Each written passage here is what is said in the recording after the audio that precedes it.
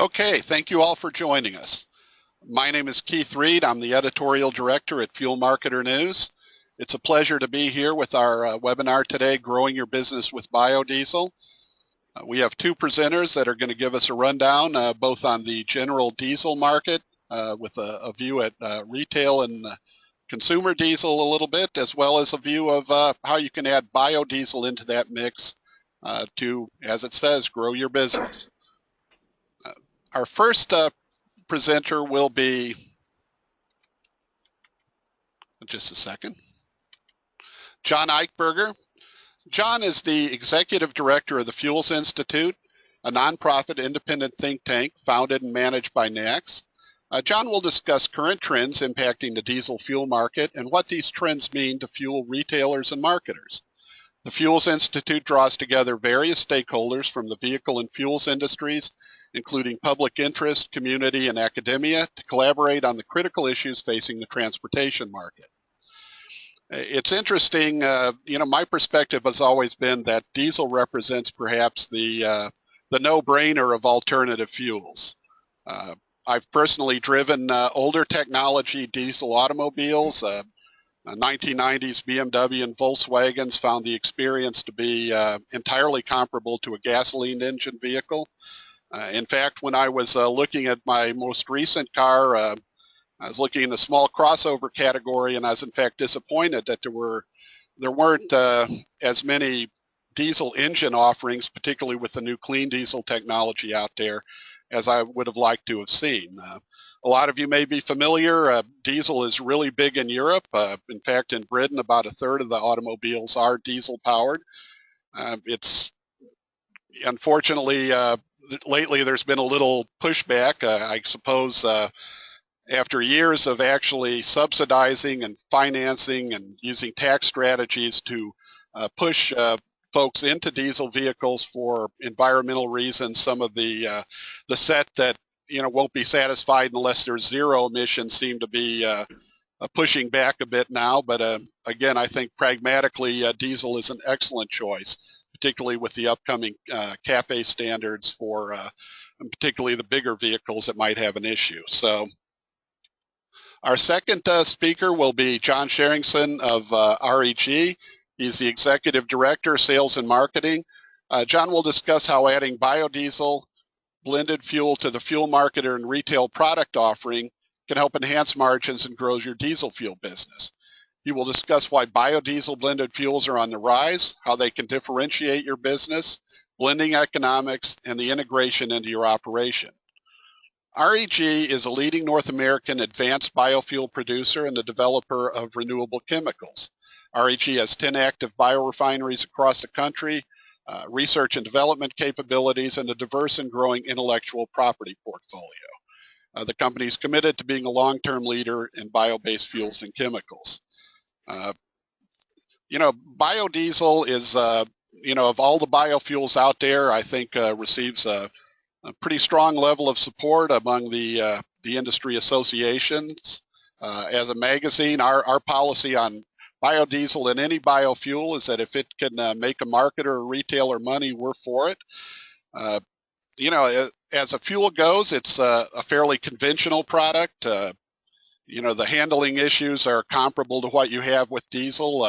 Certainly the solutions to some of the tweaks that are out there in colder climates and whatnot are entirely comparable to what folks dealing with diesel are already working with. Interestingly enough, about a decade ago, one of the first plants in the industry of any kind I visited was a biodiesel production plant in Ohio that was turning waste grease into, basically a fuel product. Back then, those were sort of the Wild West days, and there was perhaps some quality control issues just starting out, but through BQ 9000, the quality out there is comparable to what you'll find with petroleum diesel. So with that, we'll go on to questions. Not right now, actually, but if you have questions, please submit written questions using the attendee dashboard. We'll not be using the audio feature for questions.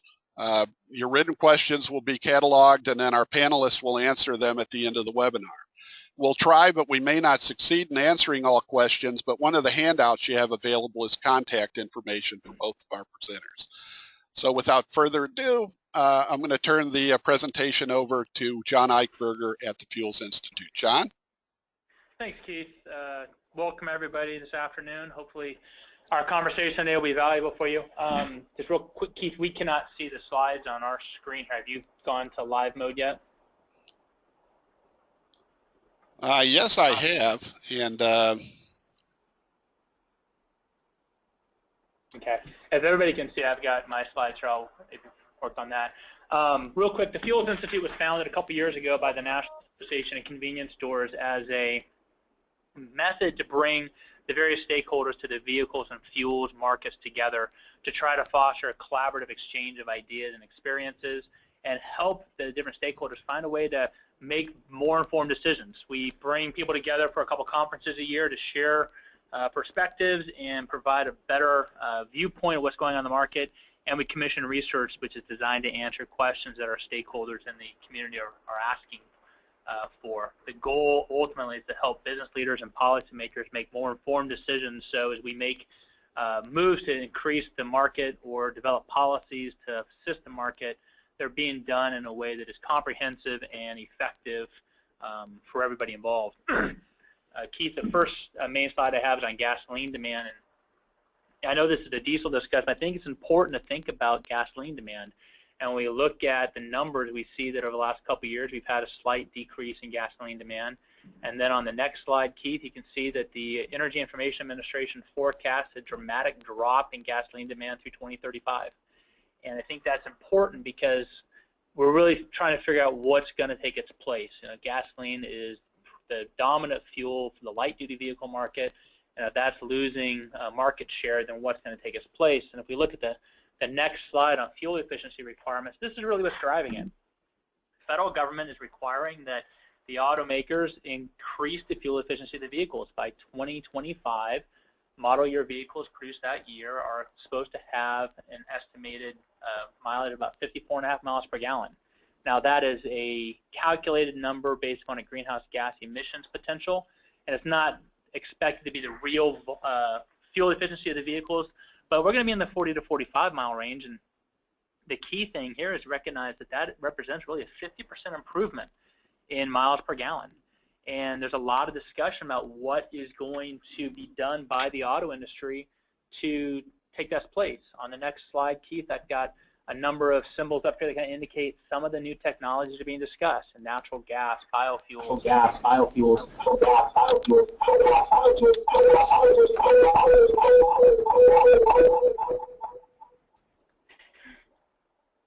Okay, that was a lot of feedback. I'm sorry. I hope that wasn't me. Keith, are you still there? Yes, I am. That was a lot of feedback. Okay, so the next slide is that I was talking about has the symbols of different technologies. So electric vehicles, hybrids, a lot of those things are being discussed as the solution to the situation. But on the next slide, that's labeled 107 years of progress, I think it's important to note the Model T came out in 107 years ago. And since Ford debuted that vehicle, there's been a lot of progress in vehicle technology. There we go. A lot of progress in vehicle technology, but 98% of light-duty transportation is still gasoline or diesel fuel. And we don't expect that to change dramatically over the next 20, 30 years. So as we start talking about diesel fuel, it represents a great opportunity for the automakers to achieve fuel efficiency standards. Diesel fuel gives about 20 to 40 miles per gallon more, 20 to 40% more miles per gallon than the gasoline-powered equivalent vehicles.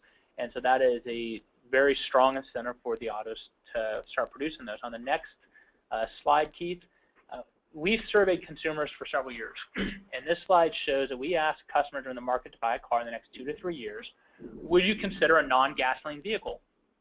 And what's important here is since 2012 to 2014, opposition to non-gas vehicles dropped by 50%. That means people are starting to be aware that there are alternatives out there, and largely because they're starting to see more of them at the dealer's lots. You no longer have to go out of your way to see an alternative vehicle in the market. On the next slide, we start looking at what do consumers how do they feel about fuel prices? And to what extent do fuel price volatility affect people's interest in finding alternatives? So every month, NACS asks customers, by 1,100 consumers, what's the price of fuel in your market? That's the red bar. At what price would you modify your behavior a little bit? And at what price would you seek alternatives or dramatically change how much you drive? The point I want to point out here is in July 2014, the gap between what they're paying and the price at which they would change their behavior is pretty narrow. At $4 a gallon, people are looking for alternatives. Now you go to February 15. The gap is huge. At $2.50 a gallon, nobody really is looking for alternatives. And so the potential for these new technologies to gain market share when gasoline prices are $2.25 and oil is under $50, it's difficult. Now, on the next slide, we see that we ask customers who are in the market for a car, what are the most influential attributes? And the vast majority are saying the cost of the car and overall fuel economy. Now, to what extent does that bear fruit? We just saw that when gas prices go down, interest in alternatives declines. I think that continues. But in terms of diesel fuel, is a slight interesting dynamic. So if you look at the next slide, consumers looking for cars are looking for fuel economy and cost. Diesel vehicles are 30 to maybe 30% more efficient, but what's the attraction? So we asked customers, are you likely to consider diesel? And you take a look at that. There was an increase between 13 and 14, a significant growth in who would be interested in buying a diesel vehicle. But on the next slide, it's much more telling. Why do those people not interested in diesel fuel cite reasons for their opposition? Diesel fuel is more expensive. Far and away, the #1 detracting factor in what people tell us why they don't want to consider diesel fuel. Now, that's important because on the next slide, and we see some reports recently, diesel and gasoline have come together. Some markets, diesel is less expensive on a pure per gallon basis than gasoline. Now, when you think about an energy equivalent basis, diesel is much less expensive than gasoline, even when it's priced 30, 40 cents at a premium. So I had a question. I looked at this data. Does the data sets we just talked about really hold true? And are people actually going to buy diesel fuels as the price goes down? And there's going to be an article in the NACS magazine next month that really shows that we haven't seen that yet. Diesel prices are on par and been narrowing with gasoline price for the last 6 months or more. But the first 6 months of this year, light-duty vehicle sales with diesel engines are actually trailing sales from last year for 6 months. Not much, but small. We're still less than 3% of light-duty vehicle sales are diesel fuel. And yet we're in a market where there are a vast number of new vehicles in the market that are powered by diesel fuel. So we look at the next slide. Department of Energy has looked at diesel fuel demand up almost 18%.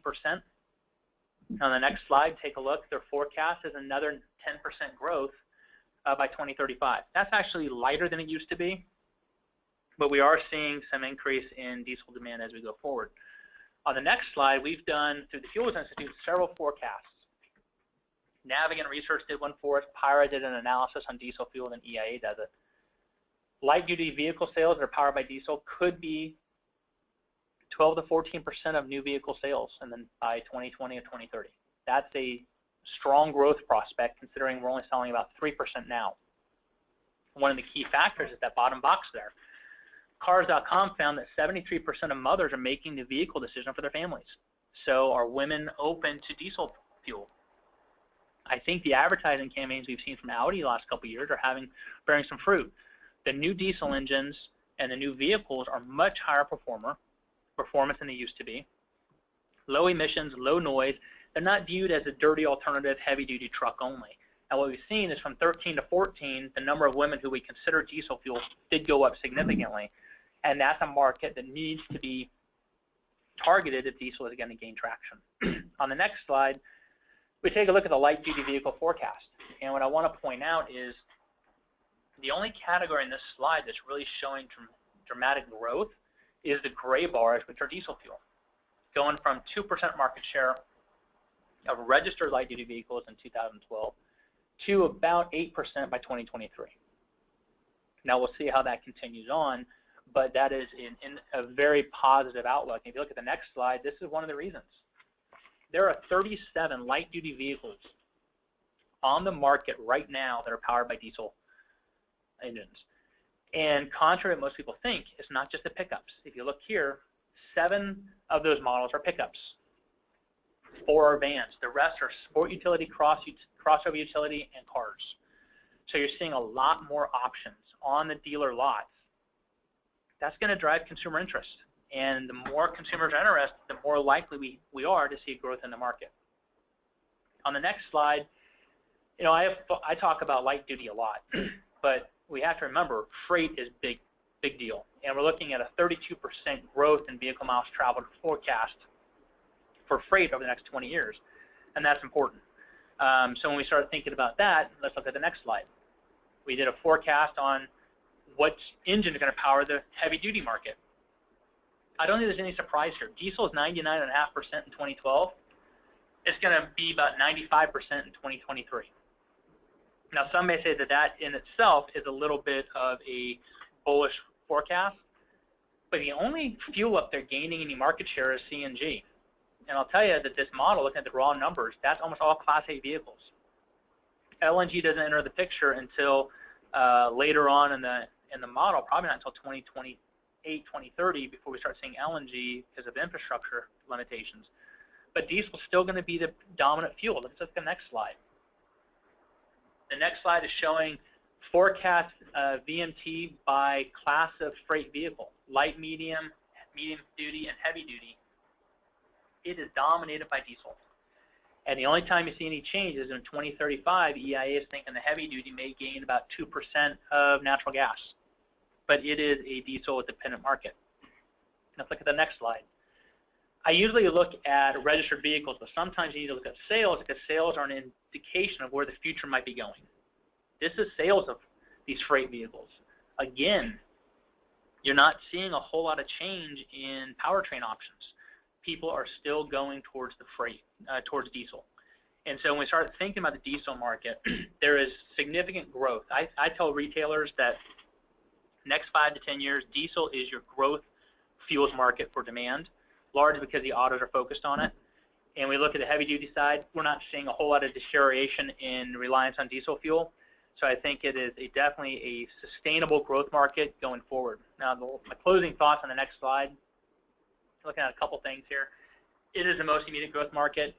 More light-duty vehicles are being equipped with diesel, as we saw. Now, there is one challenge here. The new Tier 3 emissions rule published by EPA, I've had a couple of technologists in the auto industry tell me that diesel may not be able to satisfy those emission standards.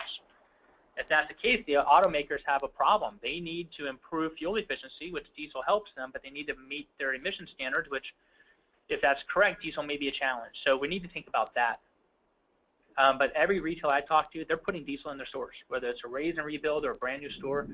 Diesel is becoming much more widely available in the marketplace, which will give consumers who are driving light-duty vehicles much more comfort in buying a diesel vehicle. Now, I will say that one of the other challenges with diesel vehicles is the cost. Light-duty vehicles powered by diesel engines are much more expensive than the gasoline counterparts. The auto industry has to communicate that your fuel consumption expenditures will be lower with diesel, so you get more value for your dollar. The durability of the diesel engine is much stronger than that of the gasoline engine. And the biggest thing that I found, and a personal anecdote, my wife is a large animal vet, so she has a big pickup truck she drives around 30 to 40,000 miles a year. I looked into buying her pre-owned diesel vehicle. I compared similar Ram 1500 diesel, same mile, same outfit, used, $7,000 premium for the diesel. The resale value for diesel engines is so much better than for gasoline engines, and that's something the auto industry needs to be promoting as they're trying to sell these vehicles. And then heavy duty is going to continue to be dominated by diesel. So I think there's a lot of opportunity here. And that wraps up my component of it, and I look forward to questions the audience may have, and I'll turn it over to Jon for the discussion of biodiesel. Thank you very much, Jon.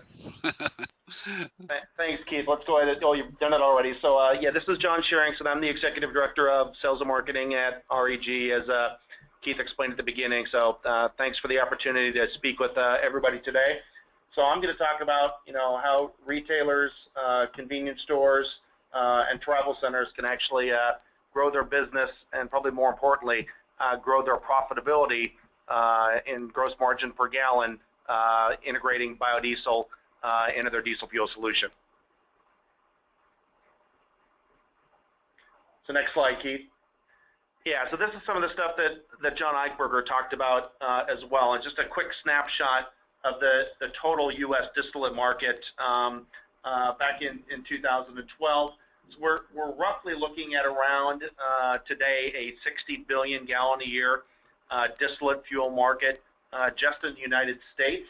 So roughly 2/3 of that is on highway usage of diesel fuel, of distillate, and a majority of that is semi-tractor trailers moving freight across the country.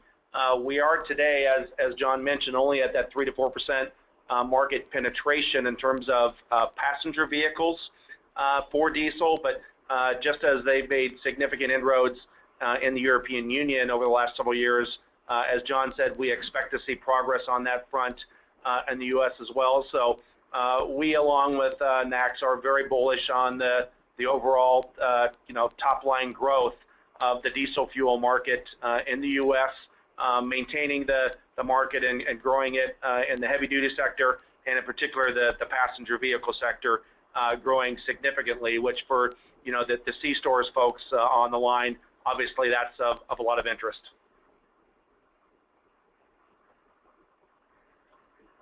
Next slide, Keith. Yeah, so one of the market drivers for the penetration of biodiesel into the overall distillate value chain over the last 4 to 5 years has really been the Renewable Fuel Standard.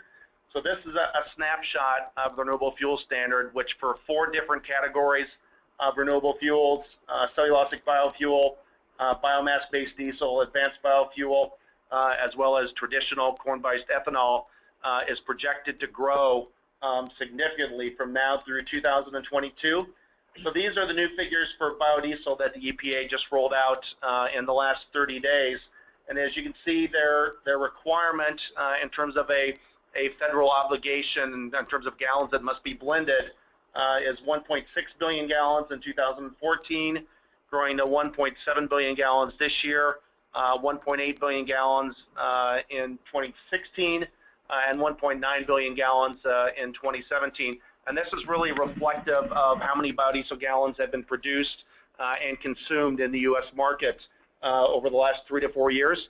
So we're really seeing biodiesel becoming a mainstream fuel in the U.S. market. So we're still only at less than 5% overall market penetration of the distillate market, but this has grown significantly versus a market size of 300 million gallons as recently as 2010, and this will continue to grow. And we're seeing this in terms of availability of biodiesel at racks and terminals across the country. So next slide, Keith. So some of the benefits of biodiesel, just in terms of overall operations. So it's the one renewable fuel where it's really a drop-in replacement for number 2 ULSD. No modifications required with tanks, with terminals, and most importantly, with the vehicle itself. So there are many different feedstocks today that are utilized to make high-quality biodiesel. It doesn't have the food versus feed controversy that corn-based ethanol has. Most of the feedstocks utilized to convert into biodiesel are actually byproducts of the things that they're actually grown for. So we're still using a lot of soybean oil and canola oil. Approximately 50% of the biodiesel in this country is made from those 2 feedstocks today. However, over the last 4 to 5 years, we've seen a tremendous shift into alternative feedstocks that you can make high-quality biodiesel from that tend to have a better cost of goods component that allow us to make biodiesel that is very cost competitive with number 2 ULSD. A couple of the ones that have really been growing rapidly over the last few years are things like animal fat, used cooking oil, and inedible corn oil, which is a byproduct of the ethanol production process. Biodiesel, as most folks are aware, significantly reduces greenhouse gas emissions, which are obviously a benefit. But one of the benefits that a lot of folks aren't aware of, with the sulfur standards on number 2 ULSD today, many folks need to add a lubricity additive to their fuel to allow it to run properly in modern engines. Biodiesel is a phenomenal lubricant, and as little at B2 replaces the need for any lubricity additive. And the one challenge we continue to deal with biodiesel is it does have a higher cloud point than traditional number 2 ULSD, but at B2, B5, B10, B20 blends, which are the most common blends utilized across the country today, this has definitely become manageable, and we're seeing in places like Minnesota and Illinois, some cold weather climates, people operating relatively high blends of biodiesel year-round and managing that quite effectively. Next slide, Keith. So this is just a quick snapshot, and if we'd have shown you this map 3 or 4 years ago, it would have looked significantly different. Just a graphic showing the ready availability of biodiesel at retail across the locations across the country, virtually in every mid-sized and major city everywhere in the country. Next slide, Keith. So I know what a lot of the folks on the call are really interested in is the operations and logistics issues associated with integrating biodiesel into my diesel fuel operations, and more importantly, the profitability associated with that. So let's address that in the next few slides. All right, Keith. So one of the big drivers for biodiesel in terms of profitability has to do with the different state incentives that are out there that exist. So this is a map, obviously, of all 50 states, and it demonstrates some of the different state incentives that are out there. So I'll highlight a few of those while we're on the call today. So in places like Iowa and Illinois, there are significant retailer incentives in place for C-stores, for truck stops, for the eventual end user of biodiesel, and those can be worth as much as 60, 70, 80 cents a gallon for every gallon of neat biodiesel B99 or B100 integrated with diesel in your fuel operations. Texas also has a very significant incentive worth around 20 cents a gallon, and the state of California with its low carbon fuel standard, depending on the carbon footprint or the greenhouse gas emission score of the biodiesel based on its feedstock, it can have very significant financial incentives, once again, to integrate biodiesel in the diesel operations. Other states around the country, such as Oregon, Minnesota, New York, and Pennsylvania, actually have mandates in place when mixing biodiesel in transportation fuel with diesel fuel. Minnesota in the summertime operates on a B10 mandate. Pennsylvania has a B2 mandate. Oregon B5 or B10, and these tend to be some of the leading states across the country that help us consume the 1.7 to 1.8 billion gallons of biodiesel annually. All right, Keith, next slide. It's just a bit more detail in terms of the actual value of some of these state incentives. So in Iowa, as an example, with as low as a B5 blend, there's a 4.5 cent per gallon retail tax credit for every gallon of B5 that a retailer markets. And on July 1st of this year, the state of Iowa actually has a differential tax rate for B11 blends of higher, adding an additional 3 cents per gallon. So that's 7.5 cents per gallon for every gallon of B11 that's sold by a retailer. On a B99 equivalent, that's worth around 70 cents per gallon. Illinois is the single largest consumption state in terms of one state utilizing biodiesel. Virtually every travel center and C-store in the state of Illinois is taking advantage of that 6.25% excise tax abatement at the retailer level, with a $3 rack price of number 2 ULSD. That's worth around 18.75 cents per gallon for retailer marketing B11 in Illinois. So we encourage all of the participants on the call to really dig into what some of the opportunities might be at their individual state level to take advantage of some of these incentives across the country. Next slide, Keith.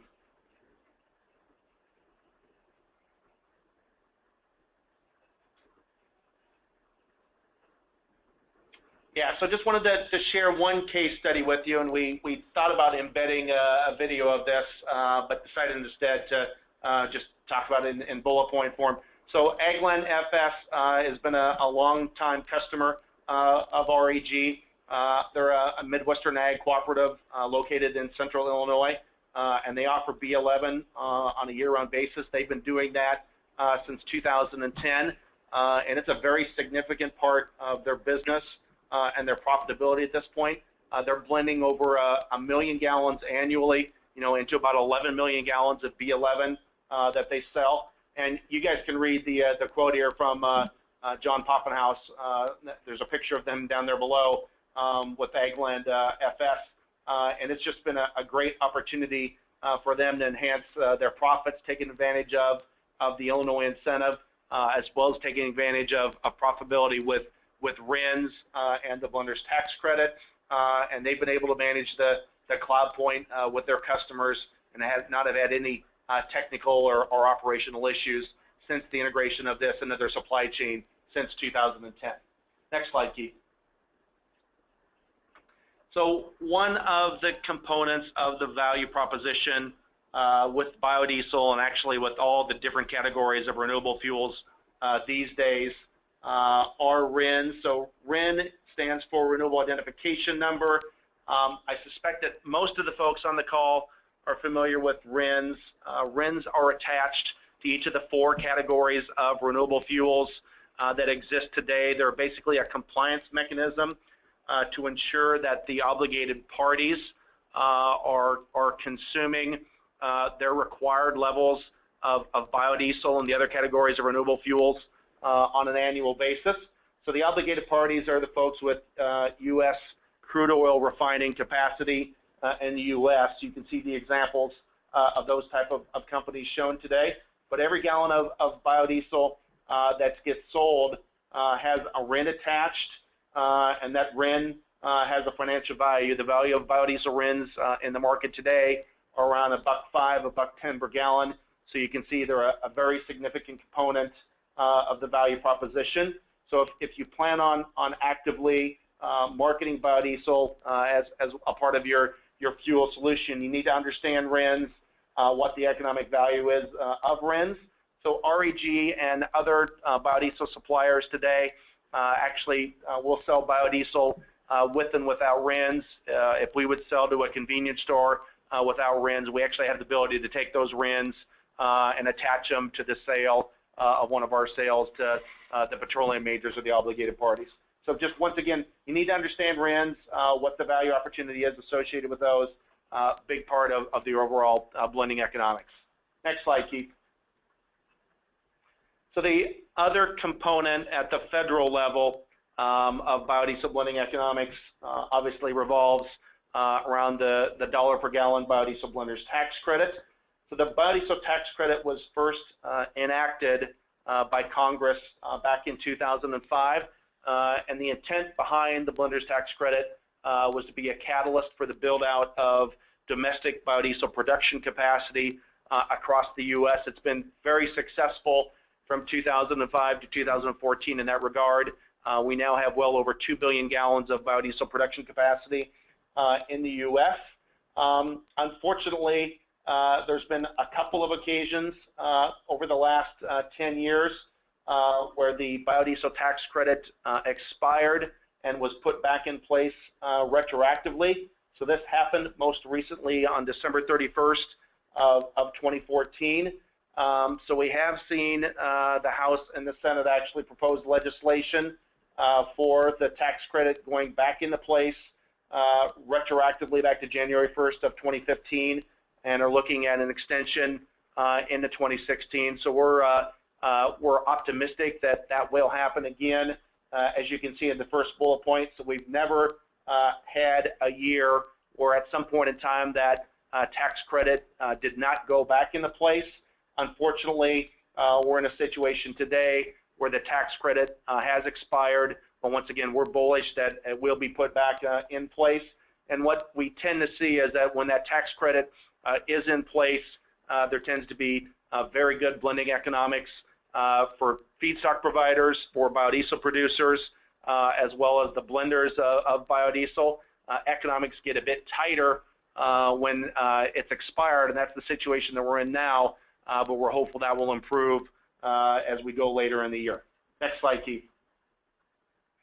So once again, in terms of the ability to profitably implement biodiesel into your diesel fuel supply chain, it's a combination of the tax credit, it's a combination of the value of RINs, it's taking advantage of those state incentives when and where they exist.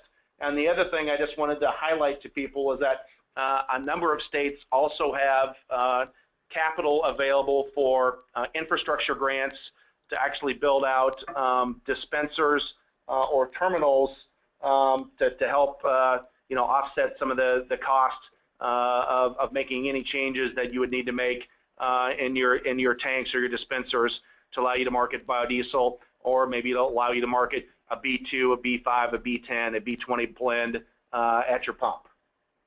Next slide, Keith.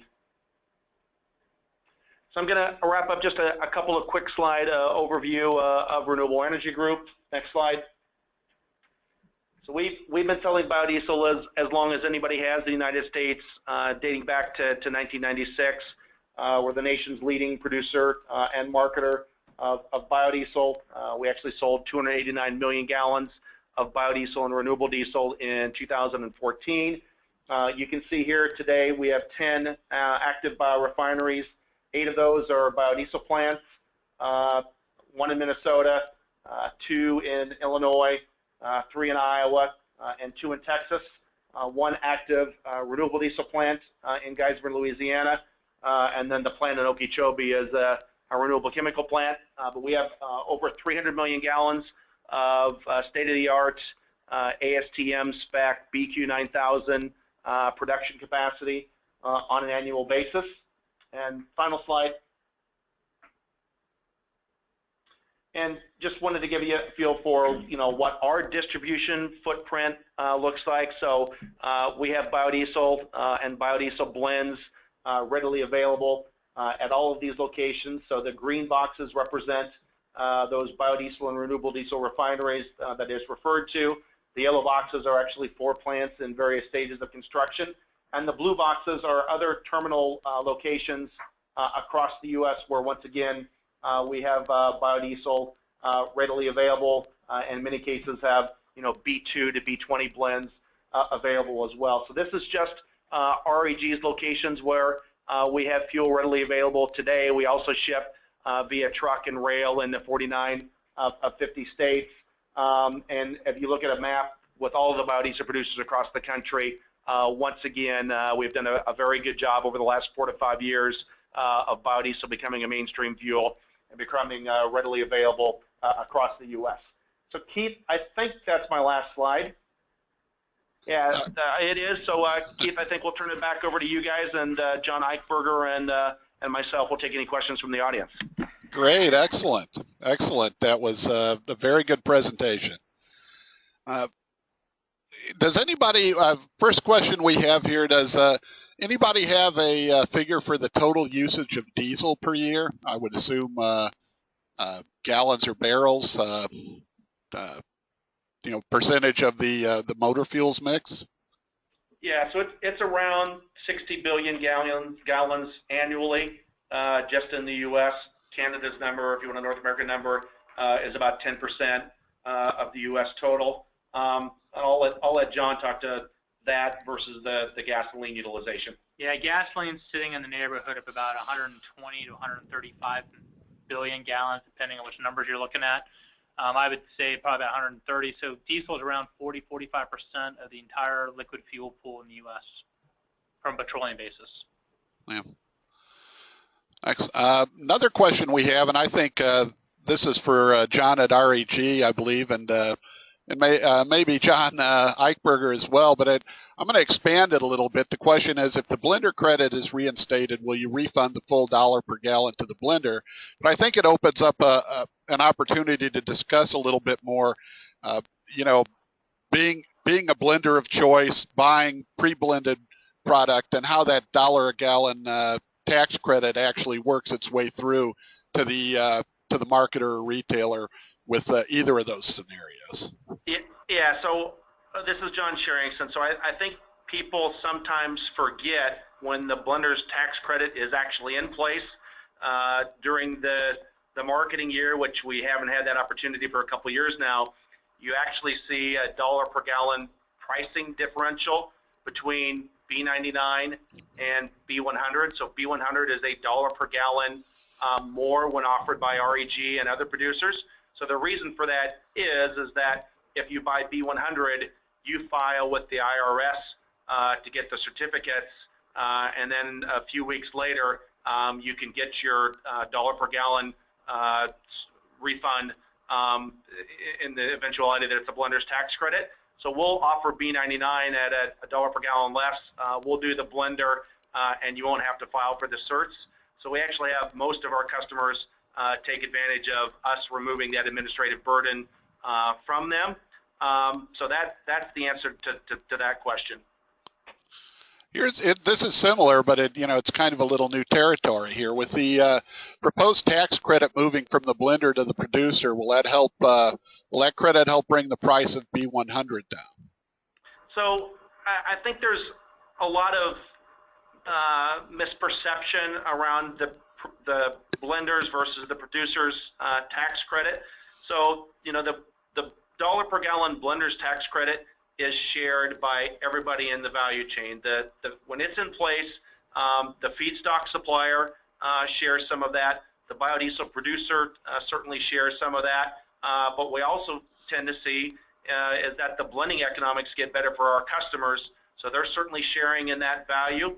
So if it would shift to a producer's tax credit, that incentive is going to be shared in the same way amongst the feedstock supplier, amongst the biodiesel producers and the end users. The only thing that is going to change is I think that the U.S. taxpayer is going to be protected because the dollar per gallon subsidy in that case would go just towards domestic biodiesel producers rather than international producers being able to import product and take advantage of that incentive. Now, the marketer or associations like NACS have a slightly different perspective on this. Maybe RAG would be the type of company that would share that tax credit clearly and fully with their blending partners. The retail community is much more interested in assurances that that blender's tax credit will be benefiting the retailer as well. And there's not an inherent 100% blanket faith that a tax credit that's moved further up the chain of supply is going to be shared downstream. So NACS, PMAA, Sigma, and NATSA have all signed a letter to Congress opposing shifting that tax credit from a blender's to a producer's tax credit because the certainty for the blender is paramount in the mind of those associations. Here's a question. How bullish is REG with respect to renewable hydrocarbon diesel as a true drop-in fungible fuel product? In other words, does REG intend to further expand this fuel beyond its Gossamer facility, build or acquire facilities? Yeah, so two-part question there. So yeah, we're very comfortable with renewable hydrocarbon diesel as a drop-in replacement for number 2 ULSD. We acquired that RHD plant in 2014, got it up and running in the late third quarter, early fourth quarter of last year. It ran very well for 6 months before we had a fire, so it's been offline for a few months here. We expect it to come back online in the near future, but our customer response to that product was tremendous. The molecule of the renewable hydrocarbon diesel is very similar to the number 2 ULSD molecule. People were using it as a drop-in replacement So yeah, in terms of customer acceptance and the performance of RHD, we're very bullish on it. Yeah, for the obviously, if the economics were right for us to expand our RHD production capacity either at Geismar or elsewhere in the country, if the economics were right, we'd pursue that. Here's a question. If we are thinking of blending renewable diesel versus biodiesel, which one would a C-store consider? Would or should a C-store consider?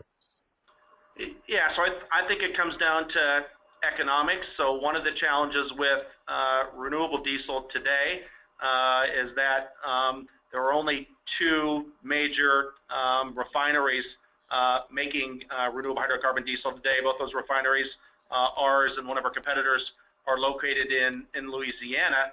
So if you're within a 200-300 mile proximity to either of those facilities, that's a good solution. One of the challenges with all renewable fuels today is the fact that the refineries aren't everywhere. They aren't moved efficiently via pipeline across the country. So we tend to find a lot of our customers within a 200, 300, 400 mile radius of where the plants are physically located. So if you've got opportunities around a biodiesel plant, that probably will provide better blending economics than renewable diesel. But I think ourselves and others, our customers across the country, have proven the ability to integrate B5, B10, up to B20 blends year-round across the country. Yeah. I had another question getting back to kind of the economics or the net and gross economics of biodiesel relative to the different incentive programs. And actually, I was at a couple of sessions at the New England Fuel Institute about a month or so ago where some of this came up, and it was an interesting discussion.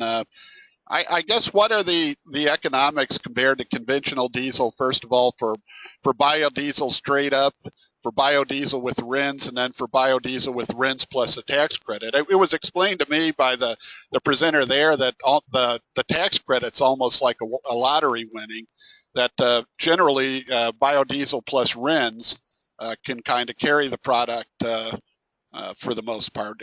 What are your thoughts on that, Jon? Yeah, so blending economics today for biodiesel are not very good. They're probably as negative as we've seen in the summertime in a long period of time.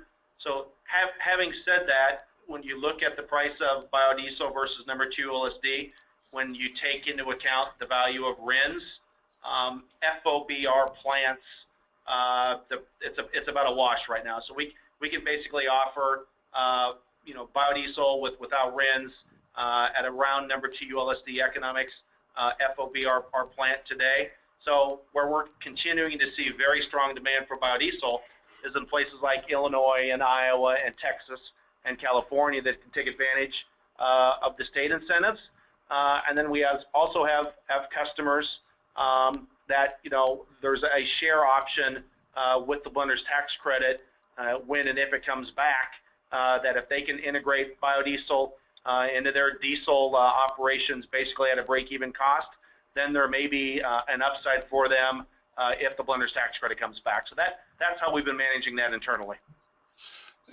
We've talked about some of the more conventional blends, 2 to 20%. Is there any issue, or what are the thoughts on B50 or B100, and I guess some of the vehicle issues with that, like you tend to have when you get higher concentrations of some products? Yeah, Keith, this is Eichberger. I think the issue when we start getting into higher blends for all biofuels is compatibility of infrastructure and vehicles with the fuels. I don't think that all of the diesel engines out there are warranted and approved by the manufacturers for those higher blends. So your potential customer base is smaller than it would be for the B5, B10 blends that are a little bit more common in the market. And then every retailer is going to have to take a look at the certification of their equipment. Just like when you're dealing with any type of fuel, you have to sell product through equipment that is certified as compatible with that product. And so there are other hurdles and steps that have to be taken in the process if a retailer wants to think about doing a B50 or B100. So this is Scharingson. So that's right. In terms of an actual customer experience, so we sell significant volumes of biodiesel into the underground mining industry. And the underground mining industry, so this is the non-coal mines, metal, non-metal category. They have diesel particulate matter, air quality emission targets that they must hit. And we have a number of customers running B50, B75, B100 year-round, 365 days a year in their heavy-duty underground construction equipment. So this is, CAT, Detroit Diesel, Cummins, those types of heavy-duty equipment. They have not had issues, but Jon Eichberger is right. When you get above B20, there are some warranty issues that you've got to overcome some of those issues with customers. And I think it's important to note that because there are challenges doesn't mean that there's anything wrong with the product. And we run into a lot of products that the product may be perfectly safe, sound, and appropriate for use, but a retailer has to be very cognizant of the stated restrictions from the powers that be that could put the customer or themselves into a legal situation. So it's just a matter of checking the fine print to make sure everything's good to go and then making the business decision. What NACS has tried to do is eliminate the artificial hurdles so that retailers can make informed business decisions that make sense for themselves and their customers, and I think that's what REG tries to do as well. Yeah. So that actually reminds me of one other point that I failed to bring up during my presentation, is that we have a lot of convenience store and travel center customers that adjust their blend level over the course of the year. So in the winter months, they may dial their blend down to a B2 or B5, but in the summer months, to take advantage of favorable blending economics when they exist, they will dial their blend up to 19.9% to take advantage of the B6 to B20 label that exists for biodiesel, allow them to be under that 20% threshold. But once again, during the summer months in particular, many times there are opportunities for them to upwardly adjust their blend level and take full advantage of favorable biodiesel blending economics. Thank you. How available is, how broadly, there's obviously, from the REG map, and as you pointed out, Jon, there's a lot of producers, that fill in the spaces, but how available is biodiesel, either blended or straight at the rack throughout the country? Are there areas where it's just not available, or is it pretty, how ubiquitous is it as a product if you are interested in carrying it? So it's certainly readily available in any of the states with either mandates or incentives. It's also available in any major metropolitan area across the country. At retail, it still may be difficult to find in some rural parts of the country, but we can make product available once again via rail car or via truck. Virtually 49 to 50 states. The only place we're not actively marketing biodiesel is Alaska. Yeah. What from a commercial standpoint, if you look at municipalities and those type of markets, what opportunities exist out there, for a marketer to differentiate himself or herself with this product? Yeah, so I think there are a couple of opportunities. Obviously, the reduced greenhouse emissions and the lubricity benefit for some of the state, federal, local, municipal entities are of interest, and then obviously the state incentives to take advantage of those as well. So yeah, we've seen lots of interest from municipalities. So we've also seen interest from companies that have significant corporate sustainability platforms that want to improve their carbon footprint overall. There just seems to be a growing green wave across the country, and biodiesel can be, not the silver bullet, but part of an overall corporate solution. And Keith, as Eichberger, I think your question is an interesting one because for so long, fuel products have been commoditized, and differentiation used to be established by the brand under which it was sold. I think the population recognizes now that, you know, gasoline is essentially the same, diesel is essentially the same no matter who you're buying it from, and so it's become much more of a price point commodity that customers are buying. The ability to offer a distinct product that can tap into some other motivations, you know, renewable, environmental, however the individual retailer wants to market it to their particular customer base, gives that retailer an opportunity to set themselves apart, to decommoditize and make their product separate and distinct in the market, and hope and possibly gain a little competitive edge, at least from a PR side. So I think there's this introduction of alternative compositions that are, for the most part, available to be used by all consumers is a great addition to the array of marketing tools that retailers have at their dispense, whatever. Here's a final one, and I know some people, there's a few questions in the queue, and some of those actually are probably better sent directly to Jon at REG because they're really specific and down in the weeds as far as maybe your particular operation and your specific market. And plus, we're running out of time, so I'm going to stop talking and ask the final question here. And this is an interesting one. For diesel fuel, there's a national index for pricing, say NYMEX, heating oil. Is there anything like that for biodiesel? So no is the short answer. As it becomes more readily available and fungible, just like ethanol is traded on the board today, I think eventually we'll get to that in biodiesel. Excuse me. But no, there's no mechanism like that that exists today.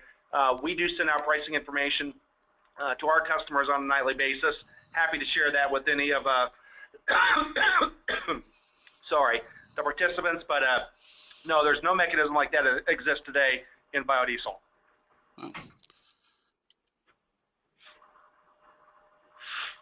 Well, thank you very much. I appreciate it.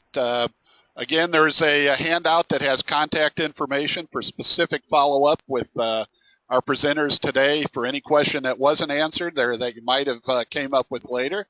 And I'd also invite everybody to attend our next webinar where we're going to take a look at excise tax calculations, and you can find the information at the Fuel Marketer News website. And with that, thank you all very much. Appreciate our panelists and appreciate our attendees and appreciate the excellent questions that were asked. Thank you.